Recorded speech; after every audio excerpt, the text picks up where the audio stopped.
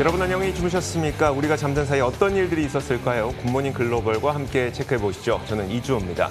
자, 지난 금요일 일단 미국 시장은 다우지수와 S&P 500 지수가 다시 한번 사상 최고치를 기록했습니다. 나스닥도 적지 않은 반등세를 보였고요. 자, 여전히 경기 회복에 대한 기대감으로 인해서 경기 민감주 위주의 장세가 보여졌고, 그러다 보니까 섹터별로 보자면 금융업종이라든지 소재, 산업재 섹터가 1% 육박하는 지난 금요일 상승을 보여줬습니다. 의료보험사인 유나이티드 헬스가 3%가량 오르면서 헬스케어 업종도 1% 넘는 상승을 보였고, 애플, 세일즈포스닷컴 이런 기업들이 2에서 3% 오르면서 이날 기술 섹터도 약 1% 상승하는 모습이 나타났습니다. 자, 이제 이번 주에는 본격적인 이제 실적 시즌이 시작을 하게 됩니다. 여러분들이 갖고 있는 종목에 대한 실적을 꼼꼼히 챙기셔야지 이번 실적 시즌에서도 또 승리할 수 있는 주간을 보낼 수 있을 것으로 보입니다. 자, 몇 가지 특징주 한번 살펴보도록 할까요? 지난 금요일에 나왔던 여러 가지 특징주가 있었는데 첫 번째 리바이스입니다. 1분기 온라인 매출이 전년 동기 대비 41%나 급증을 했다고 해요. 그러다 보니까 1분기 시장 예상을 웃도는 실적을 발표하게 됐고, 이 실적 덕분에 주가는 약 2.6% 올랐습니다. 자, 그리고 스포츠 TV 프로그램 스트리밍 업체죠. 후보TV가 카타르 월드컵에 남미 예선전 단독 중계권을 획득했다는 소식이 있었습니다. 이 소식도 긍정적으로 해석되면서 후보TV는 12% 넘게 급등을 했고요. 자, 관련된 기업 가운데 하나인 드래프트킹즈도 한번 볼까요? 자, 드래프트킹즈는 스포츠 베팅이 미국에서 합법화되는 주가 늘어나고 있는 가운데 제프리스 증권에서 투자 의견을 탑픽으로 이 기업을 선정을 하게 되면서 1.9% 올랐습니다. 자, 한 가지만 더 보도록 하죠. 클라우드 기반의 신원 인증 그리고 보안 소프트웨어 업체가 있습니다. 바로 옥타라고 하는 기업인데, 이 옥타에 대해서 BTGI에서 투자 의견을 중립에서 매수로 상향 조정하면서 2% 넘는 상승을 보이기도 했습니다. 자, 이어서 상품 선물 시장도 한번 살펴볼까요? 상품 선물 시장. 일단 금 가격부터 보도록 하겠습니다. 금 가격과 유가 모두 0.5%가량 하락했는데, 금 가격의 경우에는 10년물 국채금리가 1.66%까지 반등을 하면서 금 가격은 하락했습니다. 0.9%가량 하락하면서 1,744.1달러에 마감이 됐고요. 자, 유가도 한번 보도록 하겠습니다. WTI가 오펙 플러스 국가들이 5월 내지는 6월부터는 하루 약 200만 배럴의 감산을 축소하기로 결정을 하면서 유가는 오히려 하락했습니다. 0.5% 하락한 채 장이 마쳤습니다. 자, 그렇다면 지난 주말 사이에 어떤 일들이 있었는지, 그리고 이번 주는 어떻게 준비해야 될지 저희와 함께 하시죠. 굿모닝 글로벌 바로 출발하겠습니다.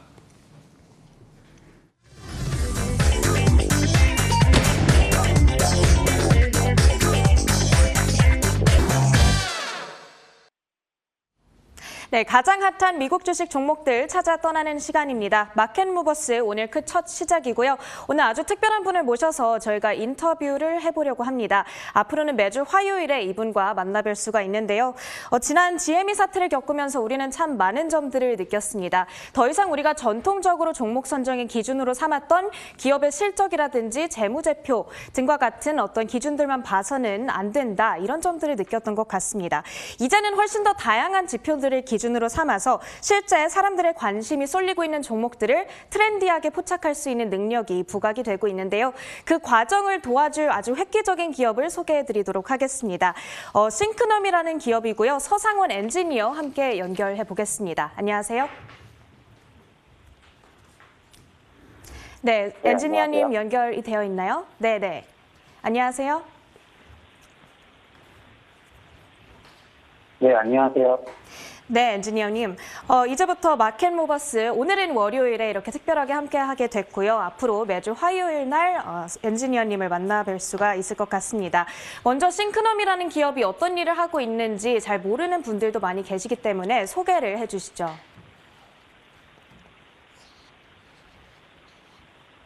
네, 싱크넘은 뉴욕에 위치한 얼터네이티브 데이터 스타트업 회사입니다. 웹 스크래핑 기술 그리고 빅데이터 기술을 이용해서 기업에 관련된 웹 데이터 혹은 소셜 미디어 데이터를 매일 수집을 하고 있고요. 이러한 데이터를 투자은행이나 헤지펀드에게 제공하고 있고, 또한 분석을 또한 제공하고 있는 회사입니다. 네, 지금 말씀해주신 설명을 들어보니까 alternative data라고 하는 이 용어가 굉장히 핵심적인 요소인 것 같습니다. 우리말로 직역을 하자면 대체 데이터 정도가 될 것 같은데 사실 어떤 의미인지 그렇게 와닿지는 않거든요. 이 alternative data가 뭔지 설명을 좀 해주시죠.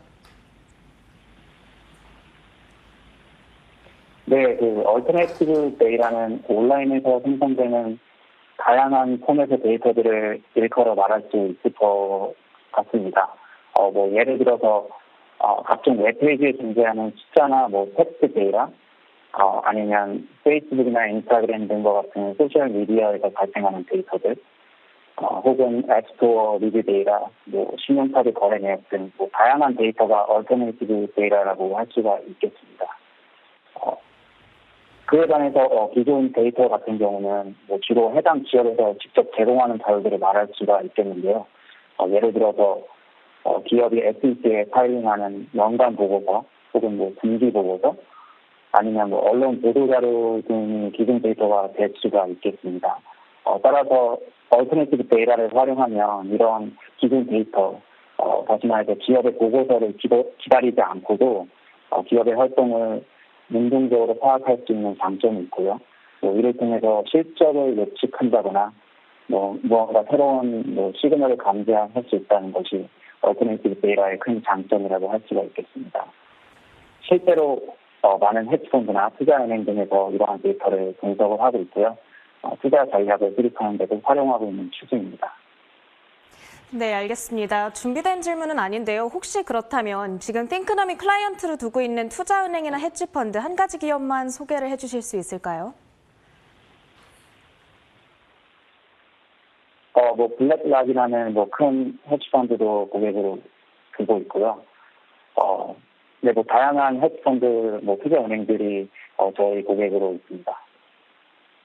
헤지펀드들이 주목하고 있는 기업 띵크넘입니다. 자, 그렇다면 본격적으로 미국의 SNS에서 가장 화두가 되고 있는 종목들에 대한 이야기를 나눠보고 싶습니다. 어떤 종목들이 지금 SNS에서 가장 많이 거론이 되고 있을까요? 네, 저희 띵크넘에서는 페이스북, 트위터, 인스타그램 이러한 소셜 미디어들을 계속해서 트래킹을 하고 있는데요. 이러한 데이터를 통해서 어떤 기업들이 화두로 떠오르고 있는지 파악이 가능합니다.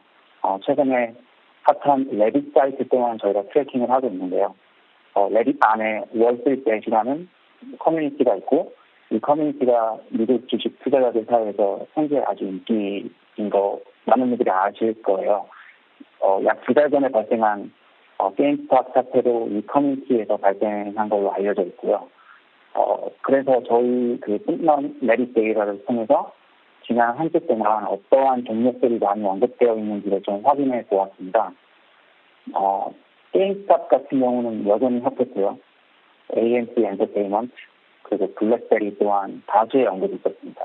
또한 저희가 많이 아는 빅테크 기업, 테슬라나 펄란티어, 애플 등 계속해서 많이 언급이 되고 있는 상황입니다.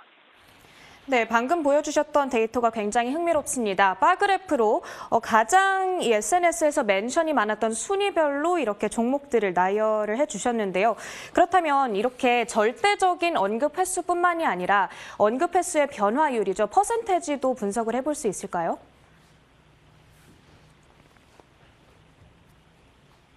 네, 지난 한 달 동안 언급 횟수에 대한 변화율 또한 저희가 분석을 해보았습니다. 조금 자세히 말씀드리면 주간 변화율이라고 할 수가 있겠는데요. 흥미로운 점 하나를 발견을 했습니다. 비아컴 TDS의 언급 횟수 변화율에서 몇 번의 큰 스파이크를 볼 수가 있었습니다. 이는 해당 종목의 언급 횟수가 급격하게 증가함을 의미할 수가 있겠는데요. 사실 이 증가의 배경에는 상당히 많은 이유가 있을 것으로 판단이 됩니다. 예를 들어서 비아컴이 올해 3월 초에 파라마운트 플러스라는 스트리밍 서비스를 론칭을 하기도 했고 반면에 월가에서는 이러한 스트리밍 전략이나 기술에 대한 우려를 표출하기도 했었고요. 또 3월 말에는 해당 기업의 주가가 급락하기도 했었죠. 그래서 이러한 상황들이 맞물리면서 레딧에서 이 종목이 화제가 되고 있는 것 같습니다. 따라서 저희 띵크넘의 앱스토어 리뷰 데이터를 통해서 실제 비아컴의 스트리밍 기술력에 대해 분석을 좀 시도를 해보았습니다. 우선 구글 스토어 앱 리뷰를 보았는데요. 경쟁사인 디즈니 그리고 넷플릭스, 홀루의 스트리밍 어플리케이션 등과 함께 비교해 보았습니다. 디즈니와 넷플릭스는 5.0 만점에 4.5점을 입각을 해왔고 홀루도 4.0점을 넘는 데 반해서 비아컴의 스트리밍 어플리케이션의 평점은 3.5로 매우 낮은 확인이 되었고요. 리뷰 개수 또한 비교해 보았는데요. 이 또한 타 기업에 비해서 현저히 낮음을 알 수가 있었습니다. 물론 파라마운트 플러스 서비스가 최근 3월에 런칭해서 그럴 수도 있겠는데요. 그래서 리뷰 내용 또한 랜덤하게 체크해 보니 주로 앱의 완성도에 대한 비판이 다수인 것을 확인할 수가 있었고 스트리밍 속도나 화질에 대한 좋은 리뷰는 찾기가 힘들었습니다. 네, 조금 비판의 목소리도 적지 않은 비아컴 CBS인 것 같습니다. 그런데 사실 이 비아컴이 최근에 급락을 하게 됐던 제일 주된 이유는 아무래도 마진콜 사태가 나타났기 때문이었는데요. 우리가 사실 어떤 관점에서 보면은 예측하기가 힘들었던 급락이었던 것 같습니다. 왜냐하면 그 전까지 나타나고 있던 그 스트리밍 서비스 부문의 실적은 나쁘지가 않았거든요. 그렇기 때문에 어느 정도는 예측하기가 힘든 급락이었는데 앞으로 비아컴 CBS에 투자를 할 때 우리가 어떤 점들에 유념을 하고 주목을 해봐야 되겠습니까?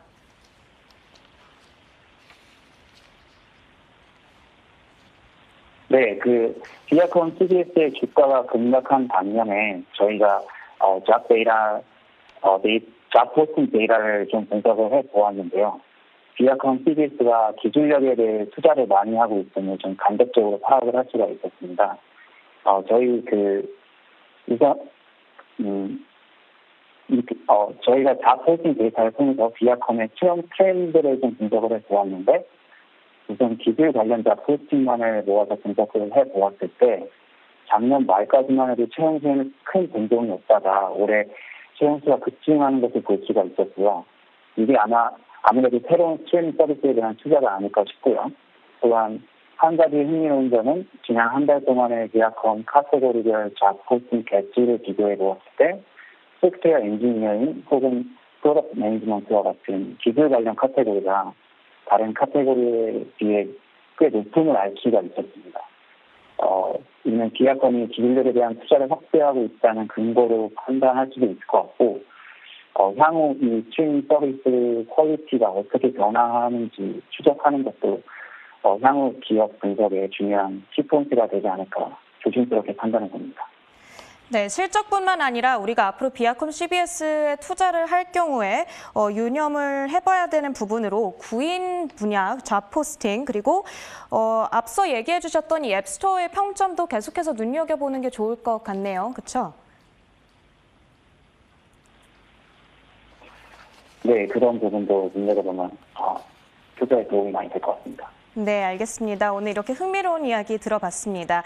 비아컴 CBS에 대한 이 띵크넘의 분석까지 들어봤고요. 오늘 이렇게 서상원 엔지니어와 함께하는 마켓무버스 인터뷰 첫 시간을 가져봤습니다. 오늘 인터뷰 여기까지 나눠보도록 하겠습니다. 감사합니다. 감사합니다.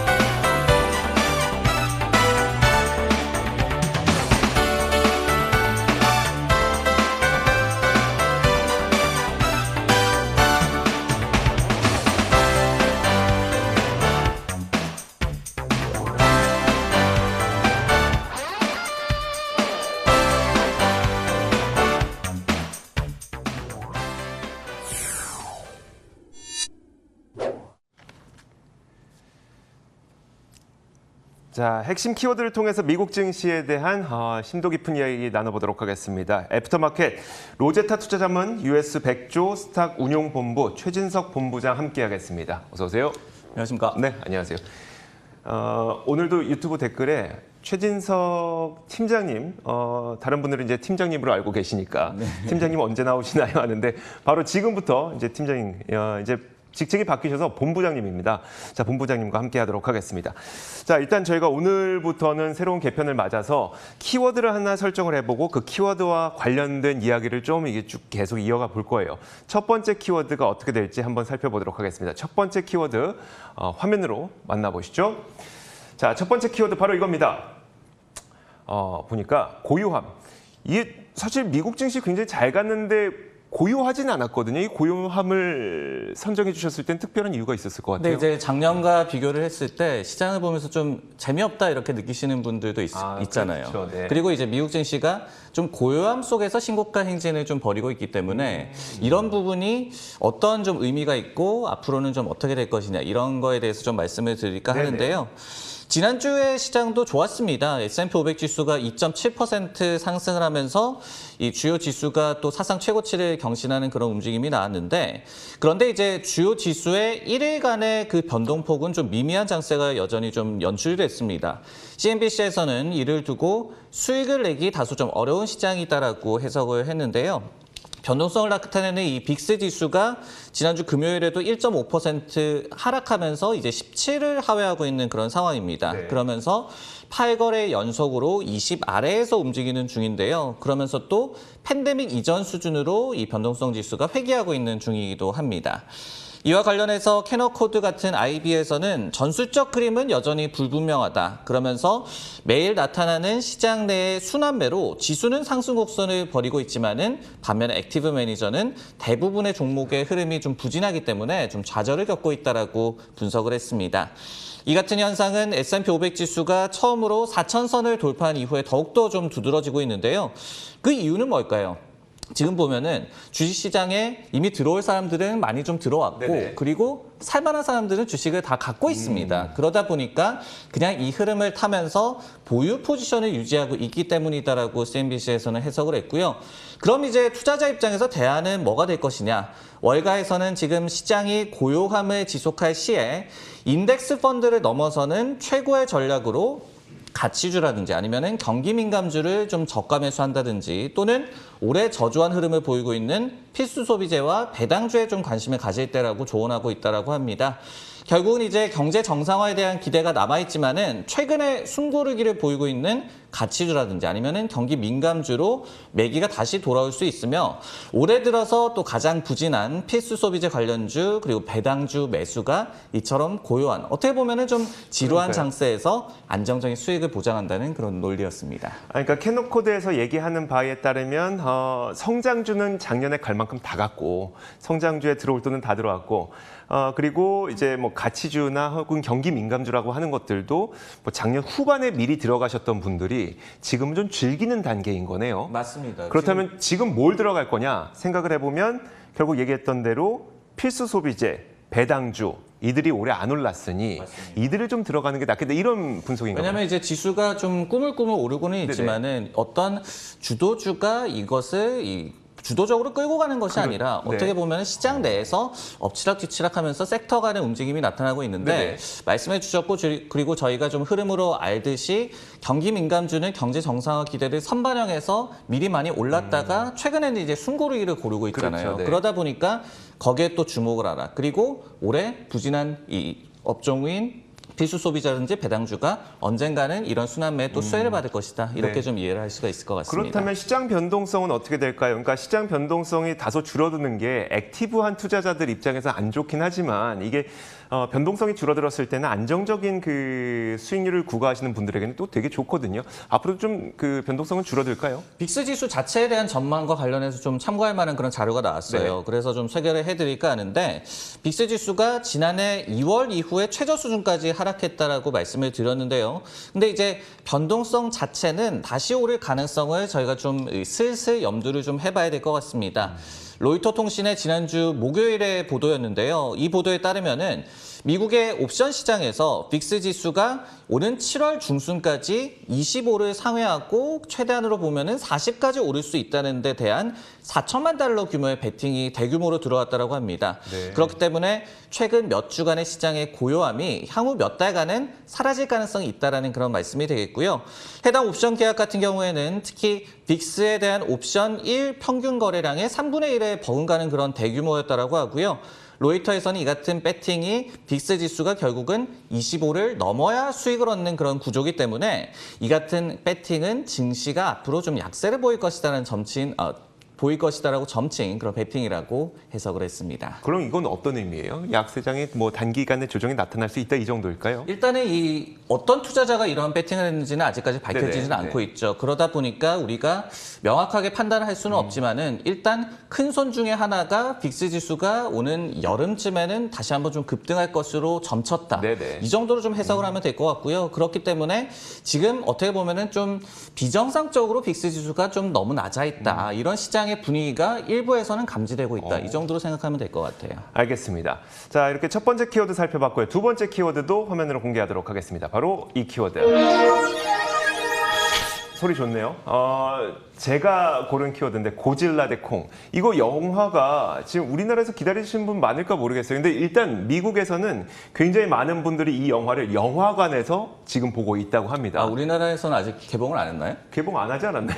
제가 알기로는 우리나라는 아직 안 들어왔는데. 어쨌든 이제 고질라 대 콩이 개봉을 하면서 미국에서 제한적으로 영화관에 이 좌석을 풀었음에도 불구하고 많은 사람들이 이제 고질라 대 콩을 미국에서 보고 있다고 해요. 그럼 이게 어떤 의미냐? 실제로 경제 정상화가 이루어지고 있는 몇 가지 신호 가운데 하나다라는 거 하는 건데 월스트리트 저널에서는 그래서 경제가 정상화되고 있는 10가지의 신호를 꼽아봤습니다. 첫 번째가 방금 보여드렸던 것처럼 고질라 대 콩이 개봉 5일 만에 관객 수가 제한됐음에도 불구하고 4,850만 달러의 이 박스오피스 매출을 이뤄냈다고 하고요. 그만큼 뭐 AMC와 같은 영화관 체인에 투자하고 계신 분들에게는 좀 반길만한 소식이 아닐까 싶습니다. 자, 또 한 가지가 자, 이번에는 이건 본부장님 좀 좋아하실 만한 내용일 것 같은데 메이저리그랑 그리고 NFL 좋아하시죠? 네, 좋아합니다. 농구 경기, 뭐 야구 경기 좋아하실 텐데 실제로 미국에서도 지금 경기장 관객 수를 33%로 제한해 놓긴 하지만 여기 그렇게 사람들이 밀려들고 있다고요? 일부 텍사스 주 같은 경우에는 마스크 의무화도 좀 반대를 하고 그런 정치적인 또 계산도 네네. 있었어요. 그래서 100% 개방을 했습니다. 아, 그래요? 네, 그래서 지금 만원 관중이 들어오고 있는데 네. 인터넷으로 그 사진을 보면 굉장히 좀 위화감이 들고 거기는 코로나가 이제 오버가 됐나 이제 그런 생각이 들 정도로 위험할 네. 수는 있겠지만 뭐 투자하고 또 기업의 입장에서는 그게 또 돈이 되는 수익이 네. 되는 것이기 때문에 반면 위험하기도 하고 반면 수익이 되기도 하는 그런 어쨌든 경기 정상화에 대한 신호로 받아들여지고 있기도 합니다. 자, 이어서 디즈니랜드 4월 30일부터 제한적으로 오픈을 하게 되죠. 항공기 중간 좌석 오픈했죠. 호텔 예약 3월 14일 기준으로 58.9%에 달해서 작년 3월 1일 1년의 최고치를 기록했다고 합니다. 이런 것들 봤을 때 뭐 메리어트, 하얏트, 여행 관련주, 부킹홀딩스 여기에 투자하셨던 분들도 반길 만한 소식이긴 한데 팀장님 중요한 건 이건 것 같아요. 이미 이 기대감을 이들 기업은 뭐 여행, 항공 다 반영한 것 같다. 네. 그럼 투자자들은 어떻게 대응해야 될 것인가? 월가의 시각은 어떨까요? 지금 보면은 이들 기업들이 거의 모두 전고점을 회복을 했습니다. 네. 그리고 신고가를 경신한 그런 종목들도 있고요. 그렇기 때문에 일단은 좀 이 시장에서도 핫한 그리고 아까 전에 저희가 SNS에서 핫한 종목을 봤을 때도 있었던 AMC 엔터테인먼트의 예를 들자면은 현재 월가에서는 극명하게 좀 비관론과 낙관론이 좀 엇갈리고 있는 것 같습니다. 그만큼 이제 논란의 여지가 있다라는 말씀이 되겠고요. 최근에 이제 낙관적인 투자 의견과 그리고 비관적인 투자 의견이 굉장히 비슷한 시기에 나왔는데 비라일리 같은 IB에서는 중립에서 매수로 AMC 엔터테인먼트에 대한 투자 의견을 상향 조정을 했고요. 목표 주가도 7달러에서 13달러로 올렸습니다. 그러면서 이제 꼭 나오는 얘기가 바로 이제 고질라 대 콩이었어요. 이 영화가 스트리밍으로도 시청이 가능하거든요. 네네. 그럼에도 불구하고 이렇게 박스오피스가 호조를 보이는 것이 동사의 호재다. 그러면서 동사가 북미 최대 영화관 체인이기도 하지만은 IMAX 스크린 수도 최대를 기록하고 있기 때문에 영화 관람 수요가 오는 2023년에 팬데믹 이전 수준을 회복할 것에 수혜를 받을 만한 최적의 포지션을 갖고 있다라고 그렇게 평가를 했고요. 반면에 이제 룹캐피털이라는 IB에서는 AMC 엔터에 좀 훈풍에 찬물을 끼얹는 비관적인 전망을 내세웠습니다. 매도 의견을 유지를 했는데요. 고질라 대 콩의 흥행 호조에도 불구하고 수년간 팬데믹 이전 수준으로 영화 관객들이 돌아오기는 힘들 것이다라고 전망을 했고요. 그러면 이제 투자자 입장에서 판단을 어떻게 내릴 것이냐. 네네. 사실 뭐 정답은 없죠. 그러다 보니까 저희가 이 밸류에이션 지표를 가지고 나름대로의 좀 판단을 내려볼 수밖에 없을 것 같은데, 왜냐하면 이제 예를 들어서 작년에도 내내 빅테크에 대해서 거품 논란이 있기는 했지만은 네. 이익 성장으로 이들 기업이 결국 증명을 했잖아요. 그렇죠, 네. 그러다 보니까 뭐 애플이라든지 마이크로소프트 이런 기업들의 포워드 PR이 아직도 뭐 30배보다 적거나 적죠, 네. 아니면 이제 내외 정도로 좀 유지가 되고 있습니다. 반면에 이제 부킹홀딩스라는 그런 기업의 이 밸류에이션 지표를 보면은 2021년도는 이미 60배로 치솟아 있는 그런 상황이고요. 내년에야 26배가 됩니다. 그리고 AMC는 이전에도 적자를 오가던, 그러니까 팬데믹 이전에도 그다지 순항하지를 못했던 기업입니다. 이런 점들을 좀 감안을 해서 결국은 펀더멘털을 기준으로 봤을 때 한때 좀 열풍으로 그칠 것인지, 아니면 이들 기업들도 밸류에이션을 따라갈 만큼의 이익 성장이 앞으로도 나오면서 주가가 지속 가능한 그런 상승세를 보일지, 이 그러니까요. 부분에 대해서 판단하는 것이 중요할 것 같습니다. 그러네요. 성장세가 입증이 돼야 이 정도의 주가 상승이 정당화되는 네. 그런 흐름이 계속 나타나겠네요. 좋습니다. 자, 이어서 다음 키워드도 한번 보도록 하겠습니다. 이번 키워드는 바로 이겁니다. 본부장님이 직접 꼽아주셨는데 청바지, 본부장님과 참 잘 어울리는 왜냐하면 제가 왜 이런 얘기 드리냐면 시청자분들 잘 모르시겠지만 본부장님 그 항상 셔츠 아래는 청바지를 또 입고 다니시고 비즈니스 캐주얼로 그런 얘기 하시면 안 되는 거 아니에요? 괜찮습니다. 자, 이 청바지 과연 어떤 이슈가 있었던 걸까요? 지금 그 전 세계적으로 코로나19 백신이 많이 좀 확대가 됐잖아요. 네네. 그럼에도 불구하고 재택근무를 아직까지는 일부를 좀 유지를 하고 있는 그런 기업들도 많고, 계속해서 재택근무를 고수하고 있는 그런 기업들도 많습니다. 그러다 보니까 CNN에서는 이를 두고 지금 매일매일이 캐주얼 프라이데이다라고 좀 표현을 했는데요. 그러면서 이 같은 트렌드가 대표적인 청바지 브랜드인 리바이스에는 좋은 소식이다라고 보도를 했습니다. 리바이스가 지난 목요일 장마감 이후에 양호한 2월 결산분기 실적을 발표를 했죠. 그러면서 금요일장에서 2.6% 상승을 했고 장중에는 신고가를 경신하는 흐름을 보여줬습니다. 물론 이제 팬데믹으로 인한 매장 폐쇄 여파로 전사 매출은 13%가 줄어들었다고 나왔습니다. 하지만은 이 기업도 디지털 매출이 40% 이상 늘었고요. 이제는 전사 매출에서 차지하는 비중도 4분의 1에 육박한다라고 경영진이 밝혔습니다. CEO는 이 목요일 컨퍼런스 콜에서 데님 열풍 부활이 동사는 물론 캐주얼 의류 업계의 전반적인 분위기를 띄우고 있다라고 분석을 했고요. 그리고 이제 캐주얼 선호 트렌드 지속이 백신 보급 확대라든지, 그리고 이 소비자들의 외출이 늘어났음에도 불구하고 청바지에 대한 높은 수요를 유지시켜준다는 뜻으로 이를 해석할 수가 있을 것 같습니다. 실제로 리바이스는 이번에 제시를 한 당분기 가이던스도 컨센서스를 상회하는 양호한 결과였고요.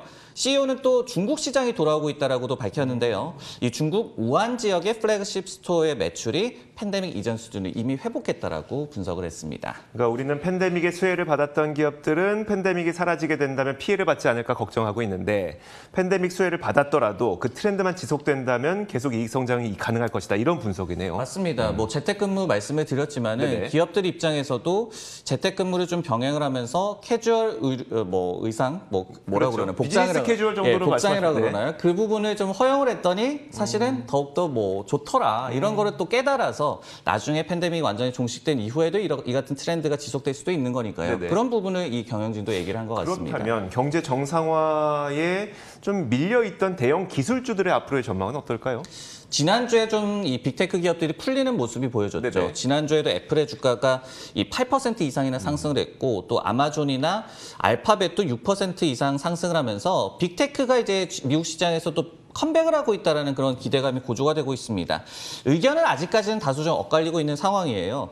에버코어 같은 IB에서는 대형 기술주들이 언더퍼폼에서 벗어나서 상승을 좀 재개하고 있다. 그러면서 유동성이 여전히 많이 공급이 되고 있고, 그리고 금리 상승세가 좀 완화된 것이 이들 업종에 도움이 되고 있다라고 분석을 했고요. 반면에 이제 JP모건에서는 성장주에 대한 매도세가 진정된 것은 맞다. 하지만은 금리 상승 트렌드라든지 아니면 경제 정상화 추세 같은 같은 것이 아직까지 유효하기 때문에 가치 투자가 아직까지는 좀 매력적이다라는 의견을 제시를 했습니다. 네, 알겠습니다. 자, 이렇게 오늘 일장 키워드를 통해서 미국 시장을 분석해봤습니다. 애프터마켓 로제타 투자자금은 US 백조 스탁 운용본부 최진석 본부장과 함께 이야기 나눠봤습니다. 고맙습니다. 네.